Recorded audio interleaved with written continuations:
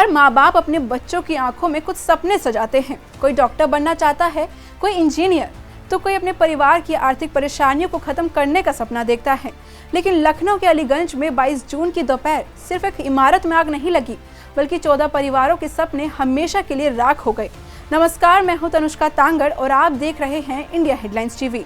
उत्तर प्रदेश की राजधानी लखनऊ के अलीगंज इलाके में हुआ यह अग्निकांड सिर्फ एक हादसा नहीं है, बल्कि यह उन सवालों की कहानी है जिनके जवाब अब पूरा देश जानना चाहता है।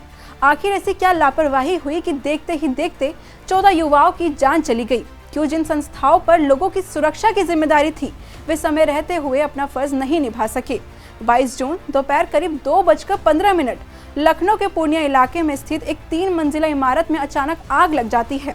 बताया जा रहा है कि इमारत के ग्राउंड फ्लोर और फर्स्ट फ्लोर पर पेट शॉप और एक पेट क्लिनिक संचालित होते थे और ऊपर वाली मंजिलों पर लर्निंग स्पेस नाम की लाइब्रेरी चल रही थी और उसके ऊपर हेड होपर स्टूडियो नाम की कंपनी का ऑफिस था, जहां 3D आर्ट प्रोडक्शन होता था और गेमिंग का काम होता था।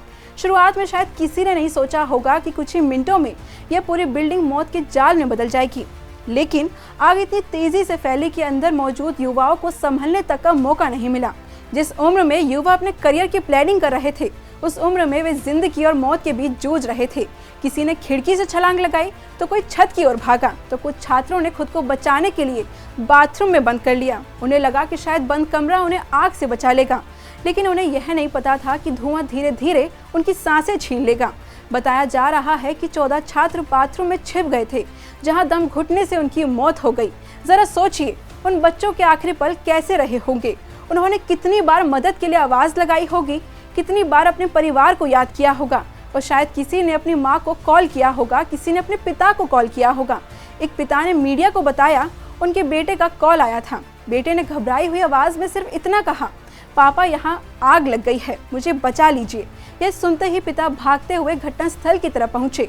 उनका कहना है कि उन्होंने फायर ब्रिगेड को कई बार कॉल किया, लेकिन समय पर कोई मदद नहीं मिली। अगर यह आरोप सही है तो फिर सवाल उठना भी लाजमी है, जब बच्चों की जान खतरे में थी तब फायर ब्रिगेड की टीम कहां पर थी? जब परिवार मदद की गुहार लगा रहे थे तब आपातकालीन व्यवस्था क्यों नाकाम दिखाई दी?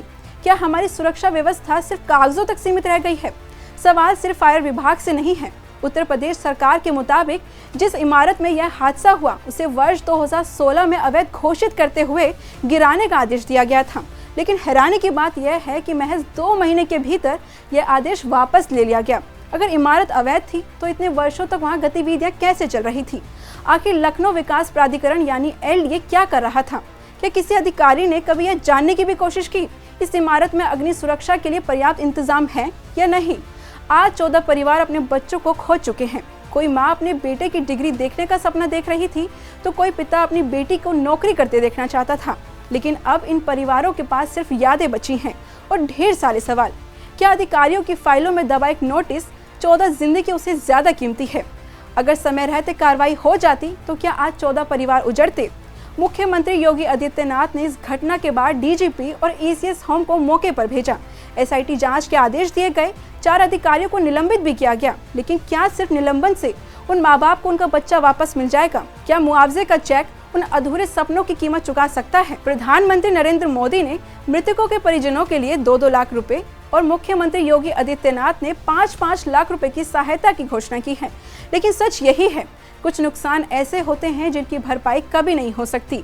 दिल्ली के मालवीय नगर होटल अग्निकांड में लोगों ने नीचे गद्दे बिछाकर कई जिंदगियां बचा ली थी। लखनऊ में भी परिवार बाहर खड़े थे, रो रहे थे, मदद मांग रहे थे, लेकिन उनके बच्चों को बचाने वाला कोई नहीं था।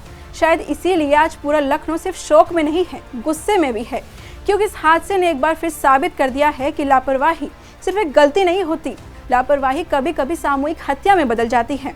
अब जांच होगी, रिपोर्ट आएगी, कार्रवाई भी होगी, लेकिन सबसे जरूरी यह है कि इस हादसे को सिर्फ एक खबर बनाकर भुलाया न जाए, क्योंकि अगर सिस्टम नहीं बदला तो अगली बार किसी और शहर में, किसी और इमारत में, किसी और माँ बाप को वही कॉल आएगा, पापा यहाँ आग लग गई है, मुझे बचा लीजिए, और शायद तब बहुत देर हो चुकी होगी। ऐसी ही खास खबरों से जुड़ी जानकारी के लिए देखते रहें इंडिया हेडलाइंस टीवी और हमारे चैनल को लाइक, शेयर एंड सब्सक्राइब करना बिल्कुल ना भूलें।